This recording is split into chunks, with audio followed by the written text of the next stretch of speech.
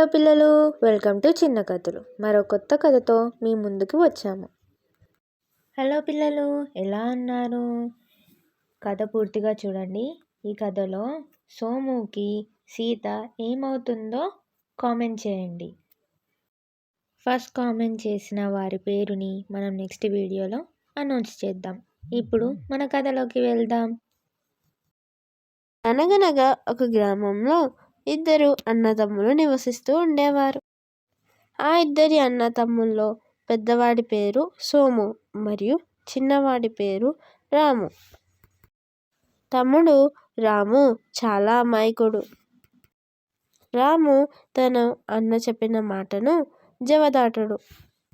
రాముకి వాళ్ళ అన్న సోము అంటే మర్యాద మరియు చాలా గౌరవం.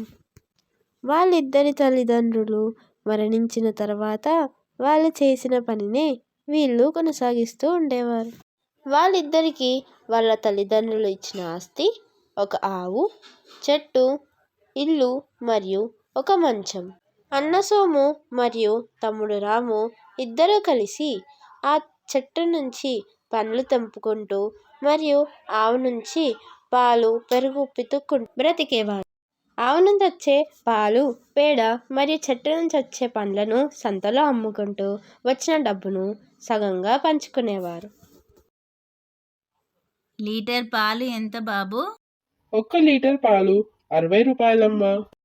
చిక్కటి పాలమ్మా, ఎంత పోయమంటారు?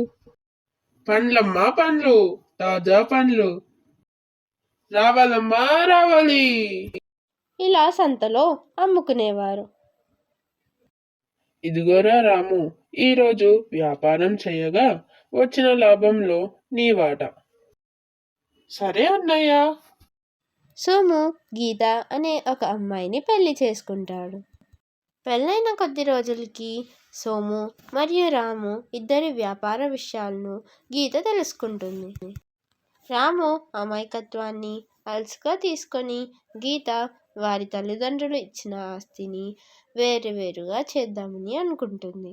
ఆ విషయాన్ని సోముతో వివరంగా చెప్తుంది. సోము తన భార్య మాటలను విని రాముతో చర్చించడానికి వెళ్తాడు. రాము, ఓ రాము. ఏంటన్నయ్య, చెప్పండి, ఏమన్నా మాట్లాడాలా?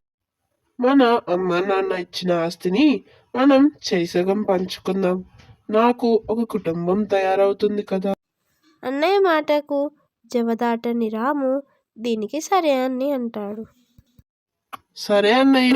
రాముని పిలిచి వాళ్ళ వదిన గీత ఇలా అంటుంది. మీరిద్దరూ ఆస్తి పంచుకునే సమయం వచ్చింది. మనకున్న ఆస్తి కేవలం 4. అవి ఇల్లు, ఆవు, చెట్టు మరియు మంచం. ముందుగా ఆవు. ఆవులోని వెనక భాగం మీ అన్నయ్య సోముకు మరియు ఆవులోని ముందటి భాగం నీకు. రెండవది చెట్టు. చెట్టున ఉన్న పైభాగం మీ అన్న సోముకు మరియు కింది భాగం నీకు. మూడవది మంచం. మంచం పగలు నీకు మరియు రాత్రి మీ అన్న సోముకు. నాలుగవది మరియు చివరిది అదే ఇల్లు. ఇల్లు మాత్రం ఇద్దరం సగం సగం పంచుకుందాం, సరేనా? సరే వదిన, మీరు సమానంగానే పంచారు. సోము ఆస్తి పంపకం ప్రకారం ఆవున ఉన్న వెనక భాగం నుంచి పాలు మరియు పేడను తీసేవాడు మరియు ఆ పాలు పేడను సంతకు తీసుకువెళ్ళి అమ్ముకునేవాడు.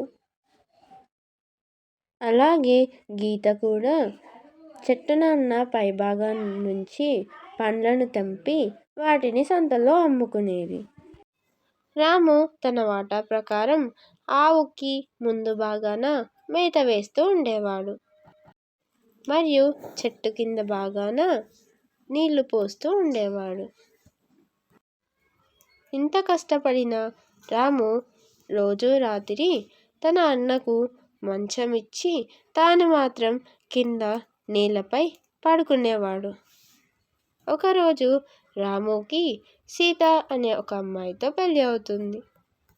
సోము మరియు తన భార్య గీత ఇద్దరూ కలిసి రాముకు చేసే మోసాన్ని అంతా సీత గమనిస్తూ సోముకు మరియు గీతకు గుణపాఠం చెప్పడానికి సీత మంచం పైన నీళ్లు చల్లి దానిపై ఎవరూ పడుకోకుండా చేస్తూ మరియు చెట్టు కింద భాగాన పట్టుకొని చెట్టుని ఊపి దాని నుంచి వచ్చే పండ్లను తీసి పక్కన పెట్టుకుంది మరియు చెట్టుకి నీళ్లు చాలా తక్కువగా పోస్తుంది.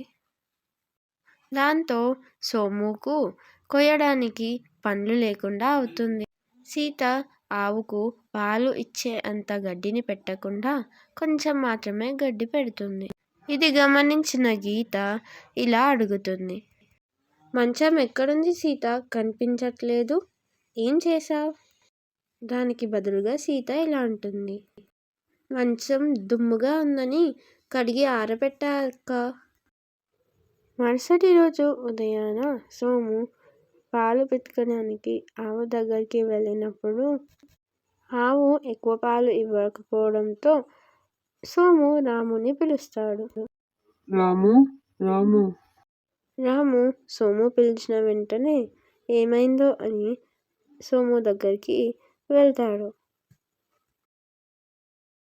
ఏంటన్నయ్య, ఏమైంది? రోజు పాలు ఎక్కువగా ఇచ్చే మన ఆవు ఇప్పుడు పాలు చాలా తక్కువ ఇస్తుంది. ఏంటి కారణం? అదేంటంటే బావగారు, గడ్డి తక్కువ పెట్టడంతో ఆవు పాలు ఎక్కువ ఇవ్వడం లేదండి. సీత చేసిన పనికి సోము మరియు గీత వాళ్ళు చేసింది తప్పు అని తెలుసుకుంటారు. అప్పటి నుంచి వాళ్ళందరూ కలిసి పనులు పంచుకుంటూ అన్యోన్యంగా ఉండడం మొదలు పెడతారు. ఈ కథకు నీతి, కలిసుంటే కలదు సుఖం. మీకు ఈ వీడియో నచ్చితే కామెంట్ చేయండి, లైక్ చేయండి, షేర్ చేయండి అండ్ సబ్స్క్రైబ్ చేయండి. బాయ్ పిల్లలు, మళ్ళీ కలుద్దాం.